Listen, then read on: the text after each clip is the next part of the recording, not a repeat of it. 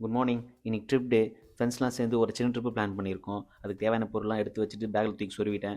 நானும் 5:15க்கு வீட்டிலேருந்து கிளம்பி பைக் எடுத்துகிட்டு ஸ்பாட்டுக்கு போய் பார்த்தா 5:30 மணிக்கு வெறும் 4 பேர் தான் வந்திருக்கோம். என்னடா இதுன்னு பார்த்தா ஒரு வழியாக 1 ஹவரில் எல்லாருமே வந்துட்டாங்க.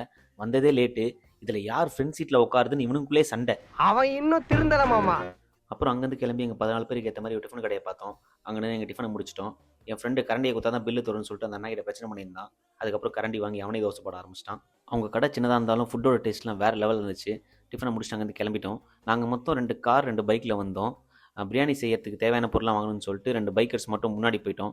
ஸோ நாங்கள் அங்கே போயிட்டு சிக்கன் தேவையான அளவு, பாஸ்மதி அரிசி, அப்புறம் பிரியாணி தேவையான மற்ற பொருள்லாம் வாங்கிட்டோம். அந்த பர்ச்சேஸ் முடியறதுக்கே 1 ஹவர் ஆகிப்போச்சு. வாங்கின பொருள்லாம் காரில் தூக்கி சொருகிட்டு நாங்கள் அங்கேருந்து கிளம்பிட்டோம்.